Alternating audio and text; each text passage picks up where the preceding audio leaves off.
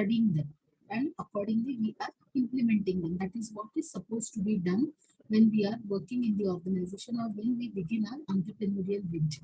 Now, this analysis and then grabbing the opportunity is very important, because that is like sometimes it's a trend and sometimes it is everywhere. So if we don't follow, if we don't make use of these opportunities, we may lag behind. A simple philosophy behind grabbing the opportunities. So how do we do it?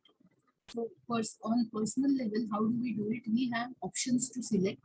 Hmm, options, we arrive at a particular conclusion, and that is what we do. We actually analyze each and every opportunity in front of us, and accordingly we take the decision. So there are some advantages of this opportunity analysis when we are grabbing the in thing, in the market. So what is the use of carrying out this grabbing of opportunity and analyzing them? It is very much important for the growth of the company. As I said, it's a trend, it's an in thing at that particular moment. So if we don't make use of it, we may be forced to, simply be out of the business, because there are competitors who are grabbing or who are utilizing these opportunities in front of them, and accordingly they are helping the business to grow. So if we don't do it, definitely we will not grow as a company. So for growth, it is important. We also earn better margins when we are into the business, and when we are grabbing the opportunities, we can always commit. Now, this better margins uh, point, we'll understand it better when we are in today's session, when we are going to learn the Porter's five forces model, Michael Porter's five forces model. That time, this better margins point will be covered in detail manner. Then brand building. You as a company, when we are in the process of building a brand, when we are in the process of uh, uh, goodwill making process, this sort of analyzing the opportunities and implementing is very much important. Then only we are at par with what is going on in the market, and we can also have, or we can also enjoy these economies of scale. But then there are some disadvantages of this opportunity analysis. So let's study these disadvantages, what these disadvantages are.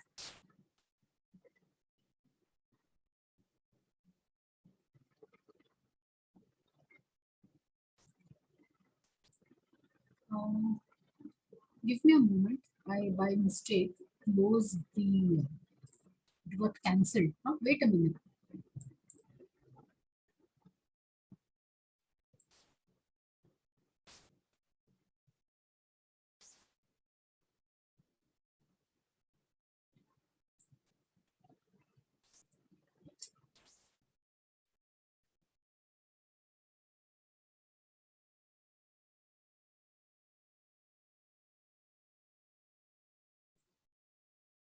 Please hold on for a second. I'll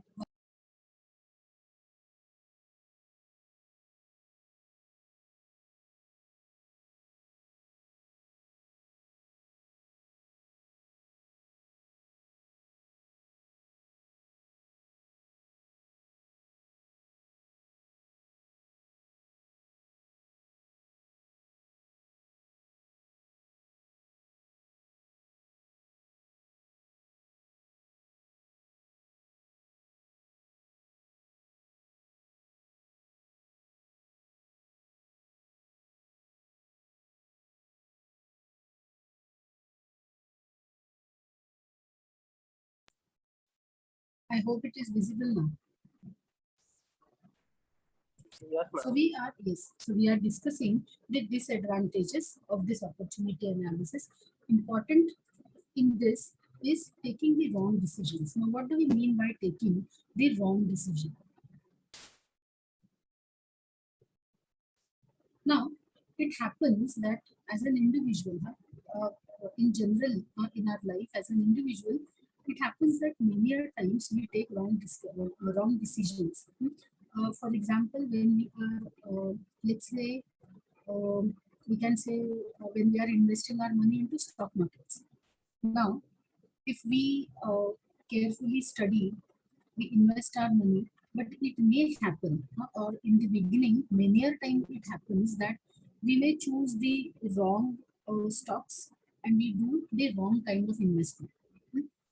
Sometimes it know why these things happen, why we are saying that sometimes we invest in a wrong sort of stocks and we make losses, because sometimes our prediction, or let's say the tips which we get from the service provider or from um, the company, that usually we select those shares or those stocks who have who are whose basically whose share prices are lesser when we are investing. So with this hope that they belong to, let's say, pharma sector. So maybe after 3 4 months time, definitely the shares will be picked up. So if they are available at lesser prices right now, so we'll invest in them. So this is usually the philosophy when we are investing in stocks, with the hope that right now I have to pay less.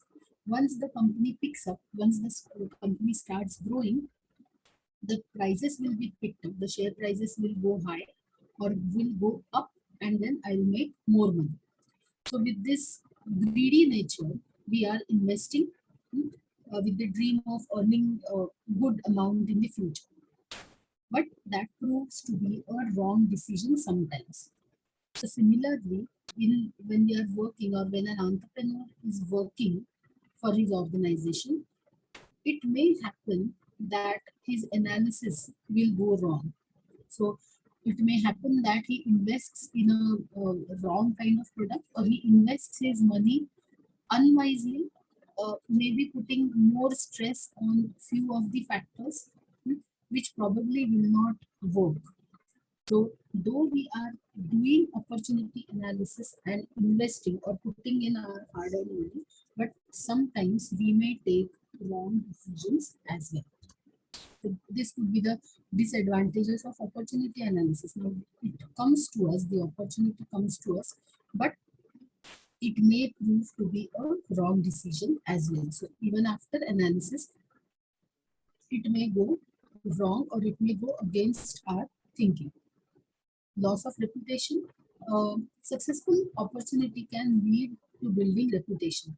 On the other hand, when this opportunity gets failed, if it is successful, yes, it proves to be, this opportunity analysis proves to be a working uh, working for us kind of thing. That I did the opportunity analysis and I got favorable results or positive results. On the same side, when the opportunity which we came across, we put our money, and if it fails or if the decision goes wrong, but this definitely affects the reputation of a company in a negative manner also. Example of this loss of reputation. Mm, Sometimes it happens that an organization decides to change their logo, to change their appearance in the market. Sometimes it is successful. Mm, If they change the brand name, it sometimes proves to be an accurate decision, but it may happen that it loses its identity, which is there in the customer's mind. If we change the logo, if we change the color combination of the communication or logo which we have, if we change it, if people don't accept, because what happens, it's an identity to that particular company. Now we identify the company by those colors. Now, when I say ICICI Bank, we have in our mind that red and yellow, or red and blue colors, which are being used in all their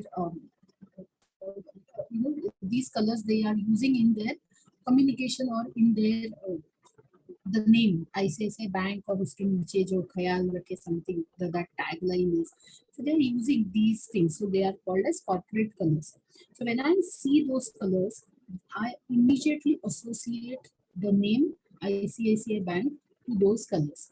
Similarly, Axis Bank has got a particular way of writing Axis Bank as. Standard Chartered, they have these different colors which signify that these colors belong to Standard Chart. Now, when company changes them, if it gets customers approval or attention or their acceptance, good for us. But then if don't, some or the other way, I start losing the customer's attention. Now, how long term it is impacting? The thing which we are discussing, the color combination and association of colors to the brand, how much they are affecting in long term is what becomes a separate study. But then this is how loss of reputation may also happen even after doing the opportunity analysis, because our decision is going wrong. Decision of grabbing the opportunity is going wrong. Dead investment, if opportunity analysis is not done properly, and when we invest in a product which does not grow, then investment is also a dead investment and cannot do much in terms of earning ROI, return on investment. Now, if we have to take this point personally, the same example of stocks. If I did not do proper analysis, proper opportunity analysis of whether to invest in SIP or in mutual funds, a one-time investment in mutual funds, or investing it into stock, or simply going and opening an FD in a bank. These were the options in front of us, in front of me. Now, why these options were there? I started earning, I had some amount to be invested. Now, it proved that this FD did not give me much of the returns. Accepted. Next time, I chose this option of putting entire amount which was available for investment into stocks. I had, let's say, some 50,000 amount with me. When I put it into FD, what returns I had, let's say it was only 50 to 53 kind of money which I generated after 1 year's time, which was pretty, it was basically nothing which I earned out of keeping it for 1 year. But then at least my money, the basic principle was same. It didn't change. But what happened when I put entire money into stock? I invested, let's say, 50,000 over a period of time. Let's say over after a period of 1 year, what I had in my hand was only 45,000. So this proved to be a dead investment even after doing careful opportunity analysis. It happens. It may happen. It happens. But then that is what an opportunity analysis is all about. If we don't do it properly, if we don't carefully take the decisions, then it can prove to be a dead investment as well. So what we have to remember here when we are working, that opportunities are coming, but then we need to carefully select, and we have to be ready also for any losses which we may incur. It's not that we always incur, but if at all any losses, then we should be in a position to digest those losses, is what all we can say about these opportunities. Then comes SWOT analysis. Now, it's a framework used to evaluate the company's competitive position, and it is also done to develop the strategic planning. Strategic planning meaning long-term planning. The planning for, let's say, 5 to 10 years. What I do is called as strategic planning. Now, when I have to decide on the strategies for next 5 years, so I definitely take into consideration what I have, what I don't have, from whom I can face threats, and what would be the opportunities, future. So this is nothing but carrying out the SWOT analysis of my strengths and weaknesses, the opportunities and threats. So it's a framework used to evaluate the company's competitive position. So sometimes along with uh, along with SWOT helping in developing the planning, strategic planning, SWOT analysis is also used to evaluate the competitive position. So it acts as a scale to measure where I am right now and where I can reach in the future. So to evaluate this competitive position of the company, I also make use of SWOT analysis. So it assesses the internal and external factors as well as current and future potential. SWOT analysis was first used to analyze the businesses. Basically, it evolved as it had to be used to analyze the business, how they are performing. Now, it is often used by the governments, non-profits, NGOs, non-profit organizations, non-NPOs, the individuals, including investors and entrepreneurs. So now its use is not only restricted to analyze the business, but it is being used across nowadays in the industry. Like government agencies are also carrying it out. There are non-profit organizations, individuals like you and me.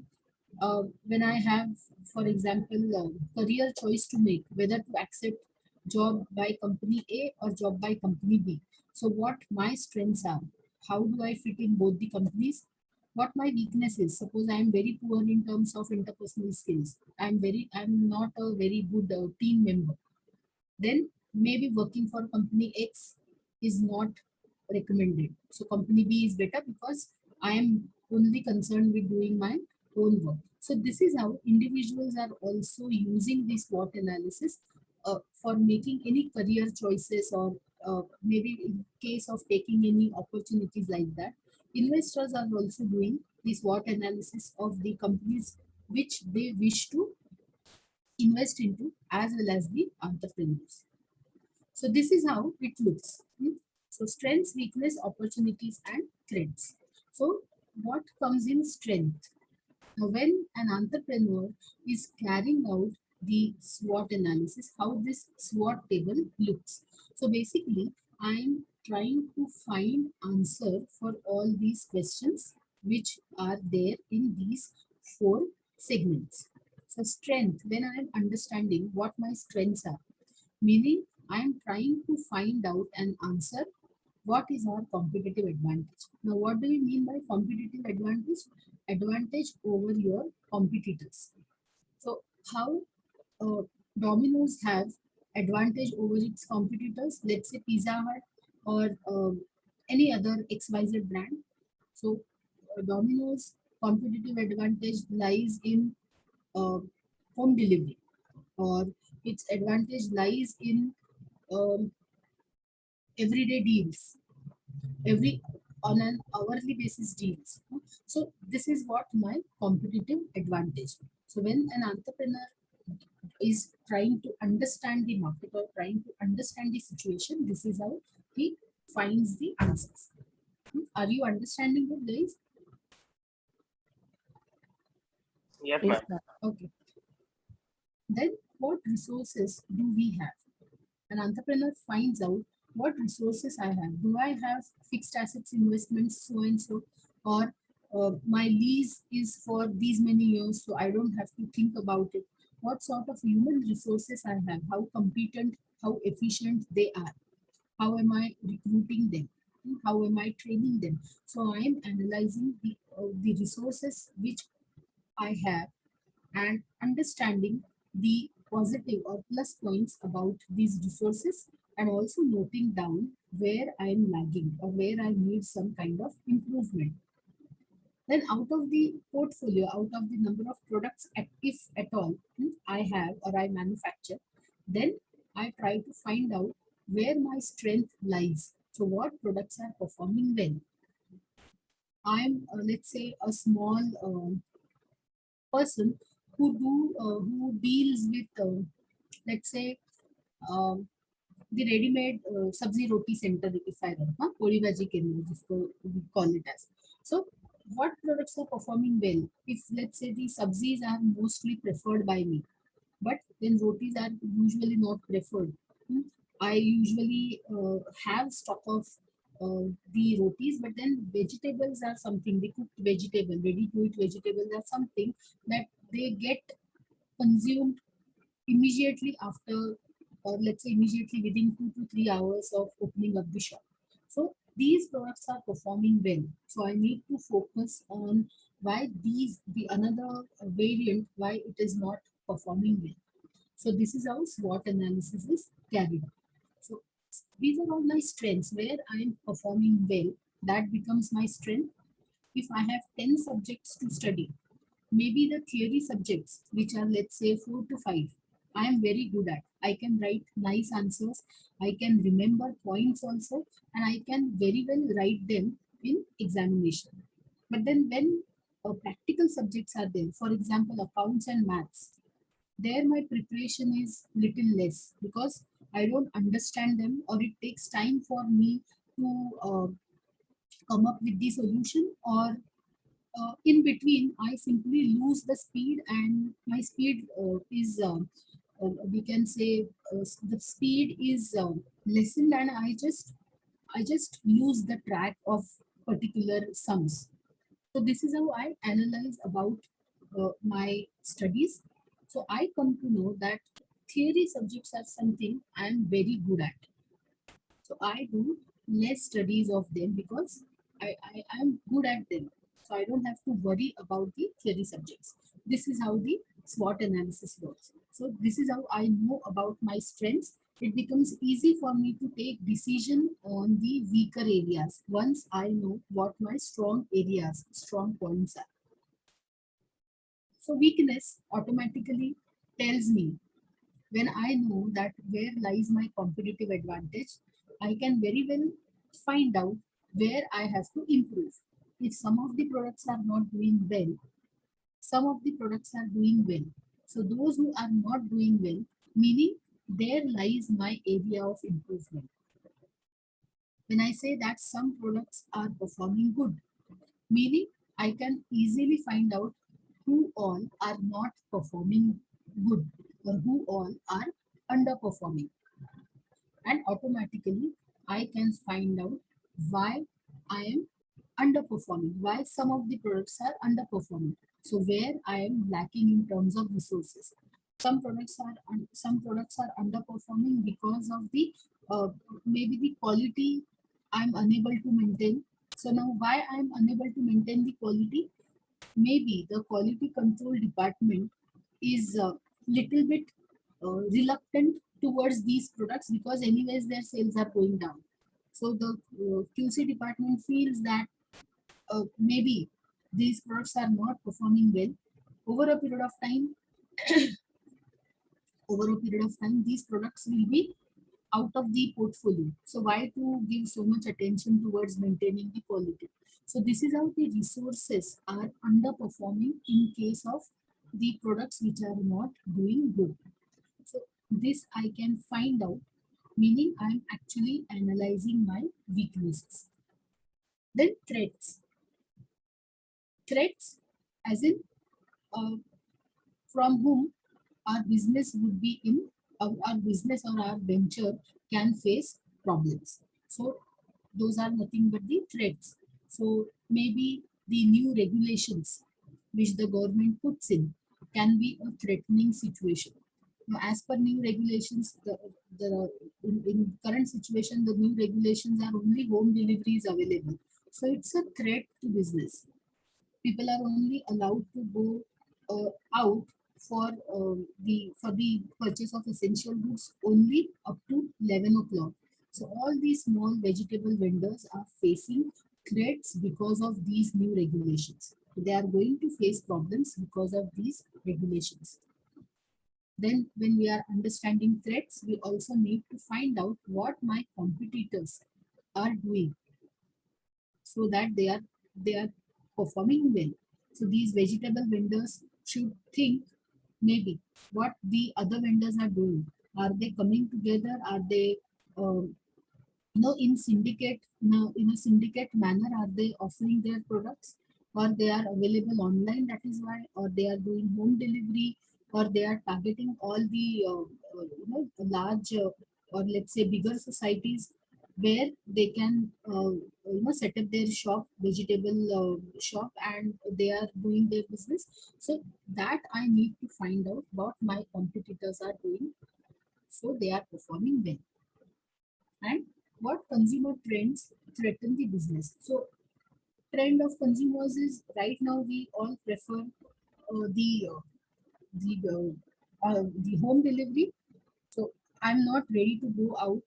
There is no permission, as well as the scenario is also not great that I should go out and spend X amount or X time outside of my home. I feel very much comfortable sitting at home. So this trend, what it is, which threatens the business, is also I need to understand when I'm studying the threats. Opportunities, what technology can be used to improve the operations. So what sort of technique or technology that can be used to improve the current scenario, to improve the or to make the changes in the current situation.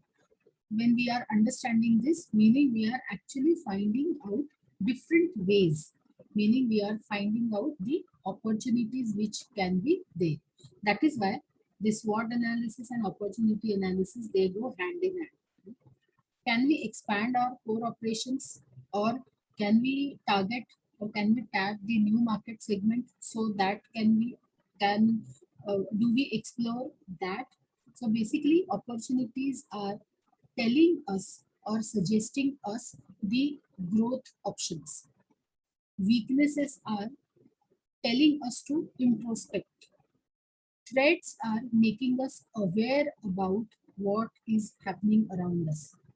Strengths are giving us positive attitude, or they are helping us build positive attitude. So this is how SWOT analysis works.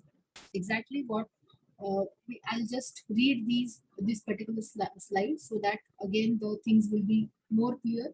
Strengths, what an organization excels at and what separates it from the competition. A strong brand, a loyal customer base, strong balance sheet, or unique technology. So basically, strengths are telling me, as I said, they are making my attitude positive. They are giving me the real picture of where I stand and why I stand there. So, what are my strengths? Weakness, they are areas where the business needs to improve to remain competitive. So, weaknesses tell me. hmm, Introspection is what word we have used. So, introspection is actually telling us that where I need to improve, where I am lacking behind, and where I need to improve. Opportunities, favorable external factors that could give an organization a competitive advantage. For example, if a country cuts tariff, car manufacturer can export its cars into the new market, increasing sales and market share.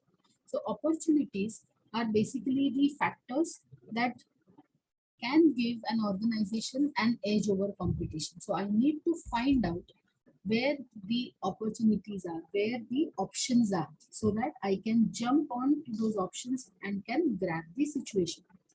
Threats, difficulties, factors that have the potential to harm an organization. For example, a drought is a threat to wheat producing company, as it may destroy or reduce the crop yield. Simple. जिनसे हमको धोखा है, from whom I am going to face the threats, I am going to face the harm. We are jotting down those factors. So we are analyzing from what all angles we can face, and we can face a harmful situation. Then comes something interesting. Then the point is, it is called as embryonic companies and spin-offs. So what these embryonic companies are? Let us understand this. An industry just beginning to develop, characterized by slow growth, high prices, low volume, substantial need for investment, and high risk of failure. So these are the scenarios. जैसे कि when as a company, I'm just being introduced, or I've just entered this market. Now when I'm entering the market, how the market or how the situation is for my company, I experience slow growth because I'm a new entrant. I have just entered the market. So immediately, जैसे कि if we start driving, immediately a normal condition. I'm not talking about high-end models of the cars. When we start, immediately we cannot reach to 50 or 60 ka speed. Eventually we go, maybe 20 in the beginning, Immediately after that 40, 50, and then we go to 60 or 70. So 20 means slow growth. So slowly we are accelerating and we are now starting. So we start and we start the car and slowly the car takes the speed. So in the beginning, the prices are also high for me.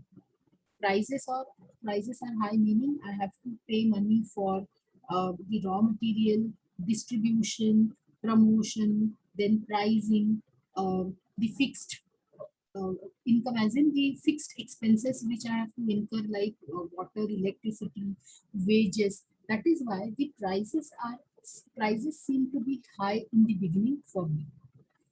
Obviously, it's a being a new business, the sales volume is also low. I have just entered, so slowly and steadily the sales will pick up, but initially the sales volume are low, and there is a substantial need for investment and high risk of failure. High risk of failure, yes, being a new business or new venture, I always have this risk, higher risk of getting failed. There is also need for investment, substantial need for investment, because anyways my income is less, I'm earning less, but then there are expenses which I have to incur on regular basis. So I feel the need for the investment also. So this is what is the scenario when the company or when an industry just begins its operations. Every small business develops through four stages. Every small business passes through these four stages: starting point, development phase, nurturing phase, and finally letting the business take off on its own. So these are the four steps. We have just introduced ourselves in the market.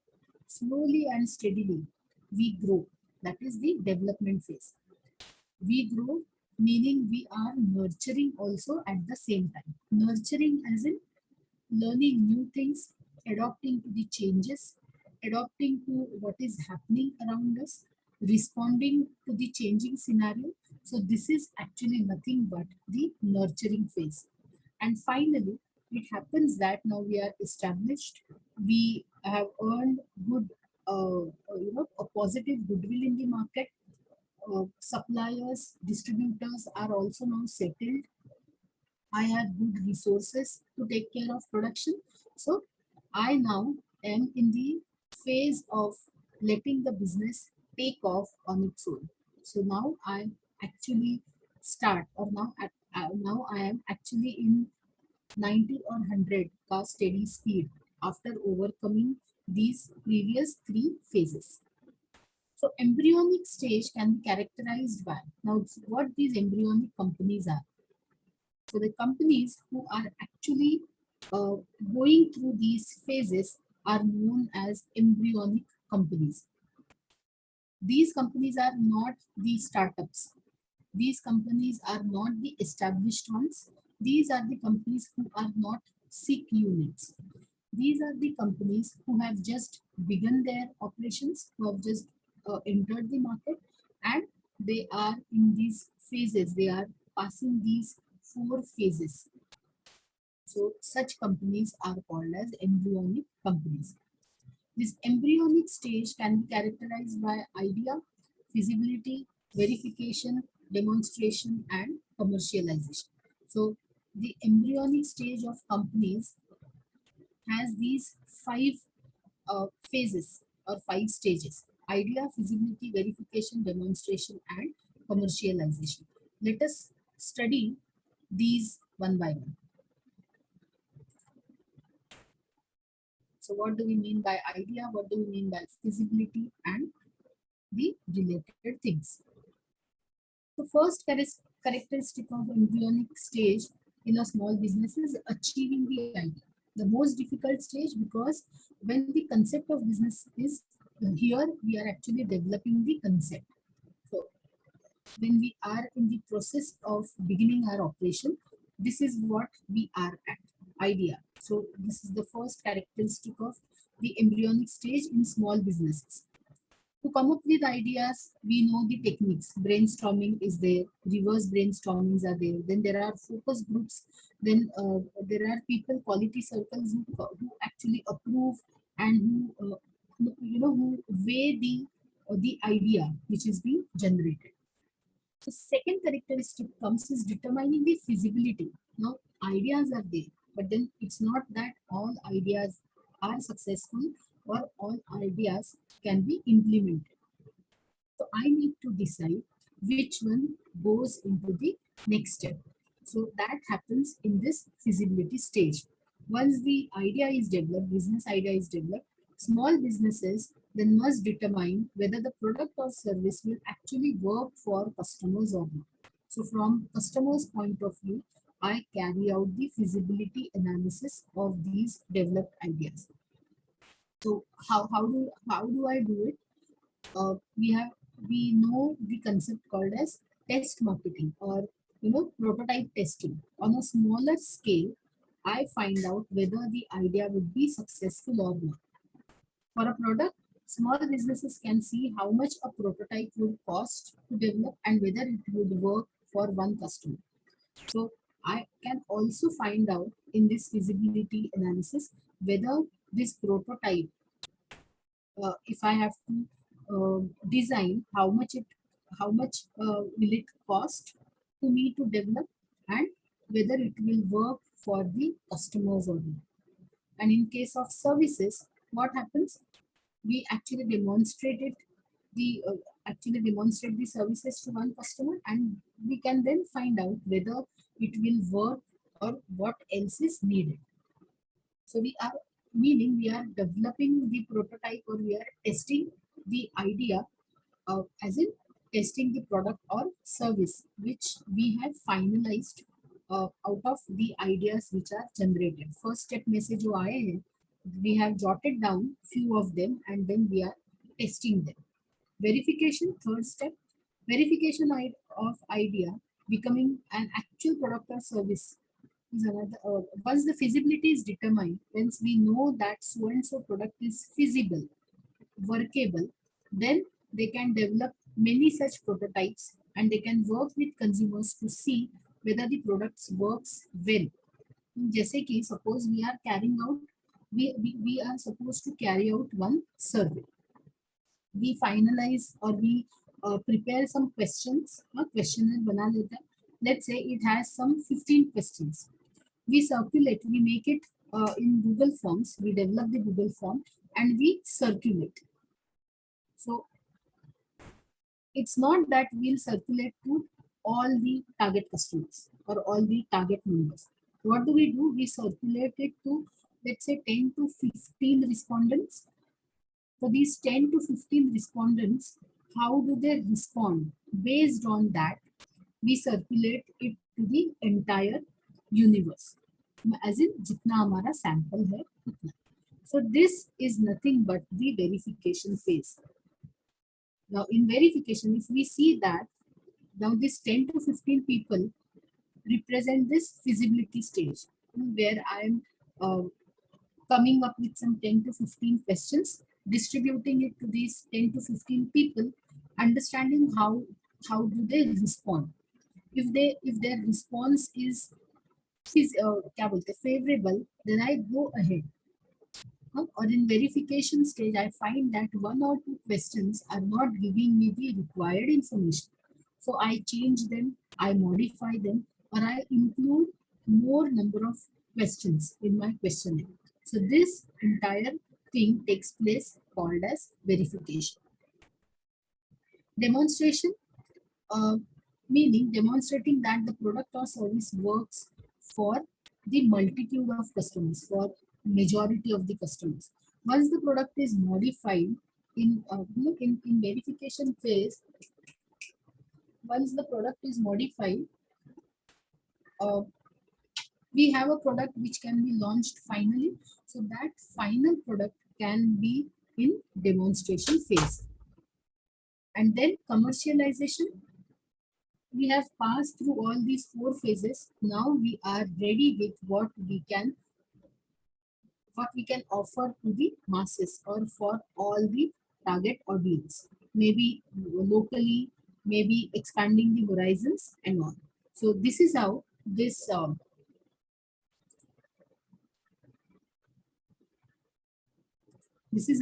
the embryonic companies or the embryonic stage is characterized as idea, feasibility, verification, demonstration, and commercialization.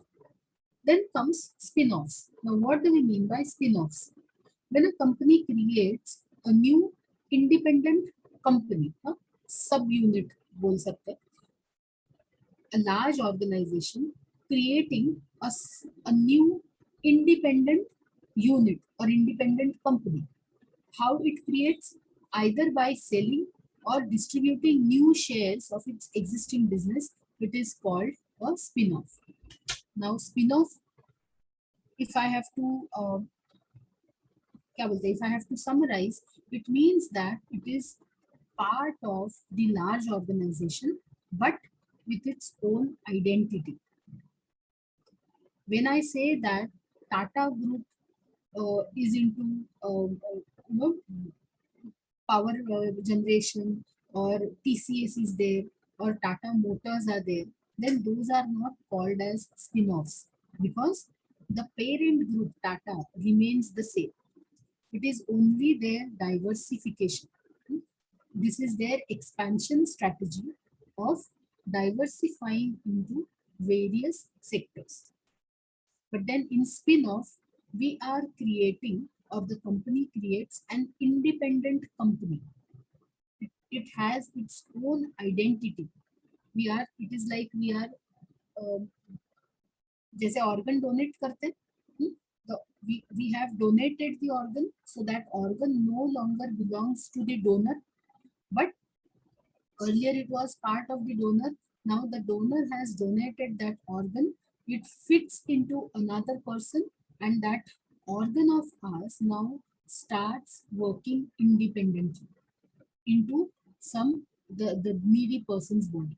So this is how the spin-offs are. The companies are creating an independent company by selling or distributing the shares of its existing business. This is called spin-off. So this spin-off is kind of divestiture. Now, what do you mean by divestiture? Let us see. It is a partial or full disposal of business unit through.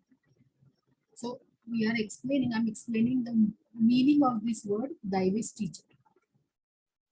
It's a strategic management. You can basically, these are the units we study in strategic management, or in other parts as well. So in our 2 years duration, we are definitely going to study these terms frequently. So divestiture is partial or full disposal of business unit. We are disposing of the business unit either partially or completely. How?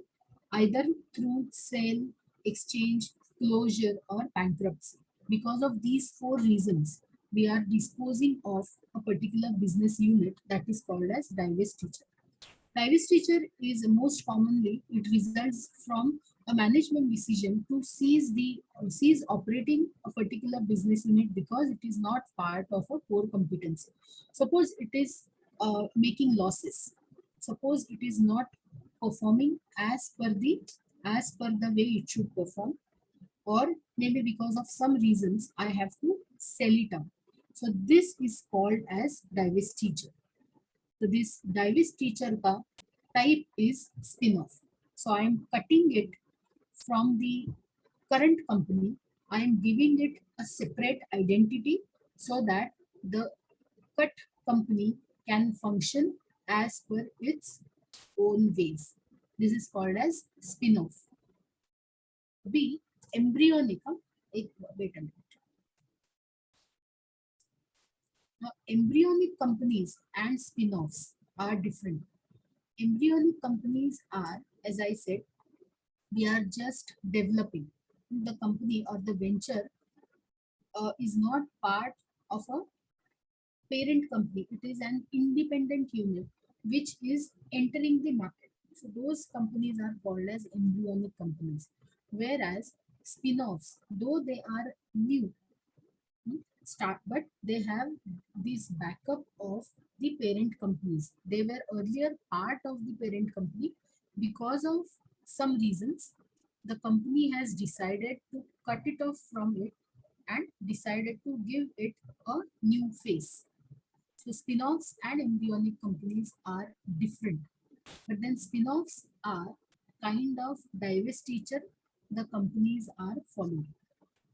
A company creates spin-off expecting that it will be worth more as an independent entity. A spin-off is also known as spin-out or starburst. One second.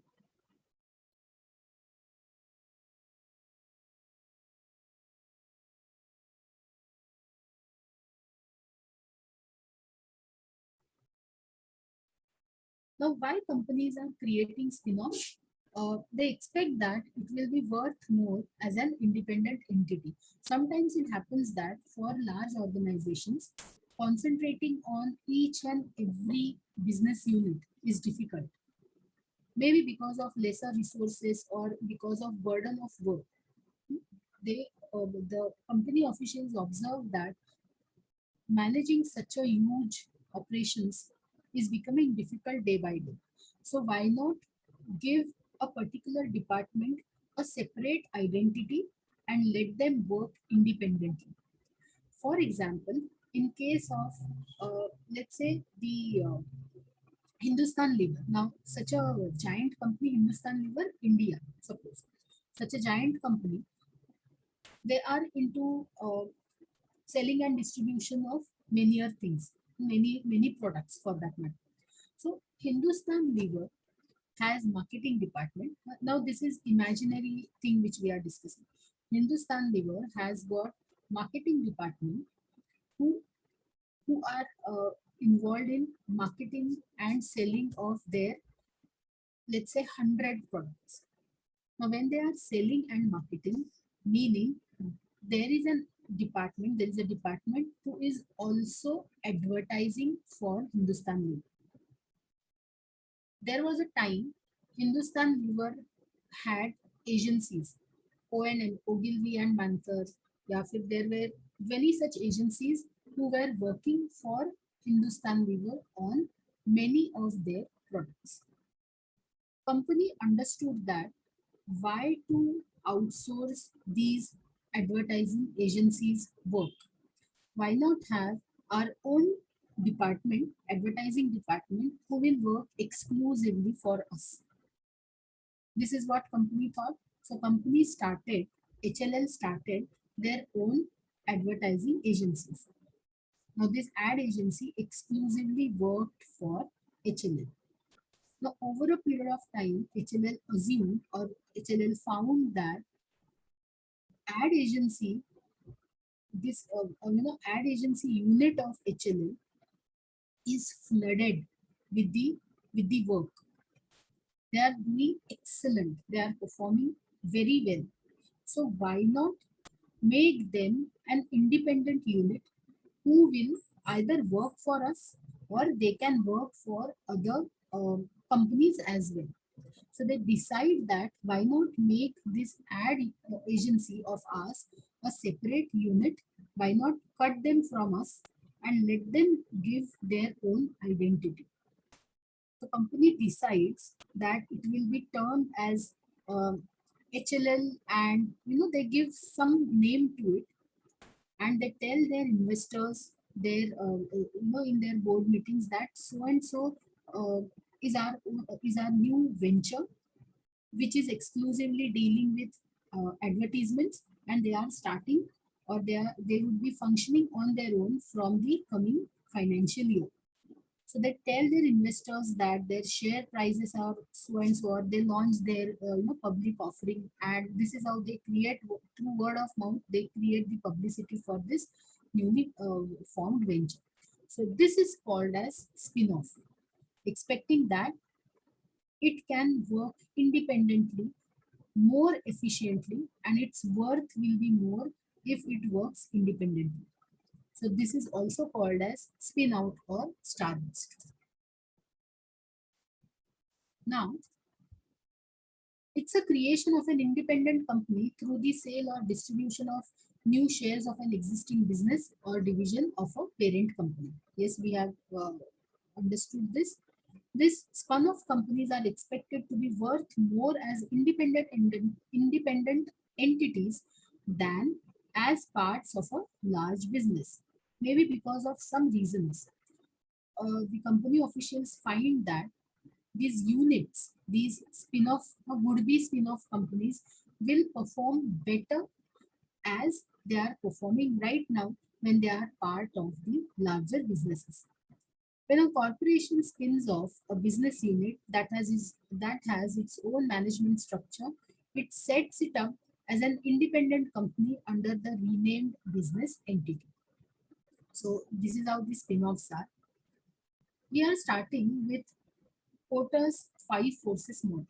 See, these are, as I said, the small, uh, we can say the small points, but then their strategic importance. These spin-off companies or embryonic companies, opportunity analysis, SWOT analysis, these Porter's five forces model, they are actually helping us or they are guiding us for making the long-term strategies.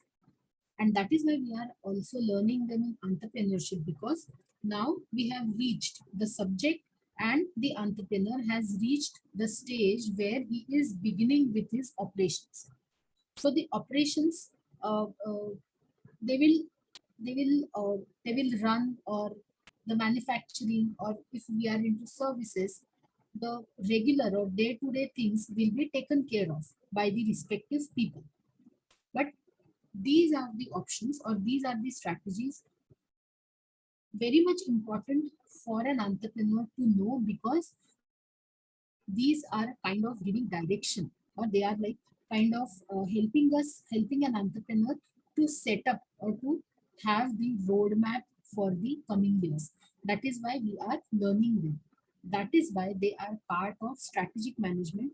But even they are included because the entrepreneur is now in this phase where he has to give direction to his company. Let us come back to Porter's five forces model. This is how the model looks like. So these are the forces, or these are the factors which are important for any company. Like, there is degree of rivalry. Now degree of rivalry, as in degree of rivalry or intensity of rivalry in the industry. How it is. If it is high, how it affects. If it is low, what should be my strategy? Threat of new entrant. So how we are studying, how we are analyzing this model. Right now, I'll just explain these forces. How they are going to affect is what we are studying now. In the coming sessions, we will be studying. So threat of new entrant. New entrant, how easily can they enter the market? Is it entry of the uh, entrants? How it is? Can they easily enter the market, or they have to struggle to enter the market? Based on this, uh, the industry responds differently. How the bargaining power of suppliers, the ones who are supplying us the raw material, if their lobby, or if they have more power because of kind of supplies, if they have more power, how we are going to affect. If they are, if they have lesser strengths, how they are going to affect. Similarly, bargaining power of buyers, customers, we can say. So B2B, B2C, कोई भी हो सकता है. So how they are, how powerful these buyers are. If more powerful, how it is affecting us. If less powerful, how it is affecting us. Threat of substitutes. If substitutes for the products which I manufacture, if the substitutes are easily available, how this, how I can look at this look at this situation. For example, ready to eat noodles, suppose easily the substitutes are available. If not brand X, then brand Y is there, brand Z is there, and brand A is there, brand B is there. So if there are n number of such substitutes available, how it is going to affect my business. So we are, when we are analyzing the forces or when we are analyzing the situation, these are the forces or these are the factors which are there available, which are there to affect the companies or affect the industries. So studying these factors, these 5 factors, help us determine our own weaknesses and strengths. So again, when we have to analyze us, when we have to analyze our business, we have to analyze our industry. This is how the 5 forces model help us out. 5 forces, the model identifies and analyzes 5 competitive forces that shape every industry. So you name the industry and these forces, 5 forces or 5 factors are present. Let it be food industry, clothing or textile, or let's say manufacturing, manufacturing of the parts, or any industry you take, but then these 5 forces are always active. So these analysis or analyzing these 5 forces help us determine where my strength and my what my weaknesses are. So this 5 forces analysis is frequently used to identify the industry's structure to determine my corporate strategy. So how this industry is, how the suppliers are, how the buyers are, how easily the substitute products are available. So I am actually analyzing, or I am understanding the structure of the industry with the help of this 5 forces analysis. Now, where I know the structure, it becomes easy for me to determine the strategy, the corporate strategy. Porter's model can be applied to any segment of the economy to understand the level of competition within the industry. Can be applied, this 5 forces model can be applied to any segment of the society, any segment of the economy, to understand the level of competition and to enhance the long-term profitability. Yes, now why we are doing this, why we are analyzing the situation, only thing is that long-term profitability can be achieved. It is named after the Harvard Business School professor Michael Porter. He was the one who came up with this 5 forces model. That is why the name as Michael Porter's 5 forces model. We'll see the model in detail in Monday's lecture. Meantime, you have any doubts? If you have at all, just let me know. We'll cover it once the syllabus will be over. Maybe Monday or Tuesday, we'll complete with the syllabus. All right. So meantime, take care. Have a great day and enjoy your weekend. Be safe at home itself. All right. Thank you, ma'am. Yeah. Thank Thank you you, so ma'am. much. Yeah. Bye bye.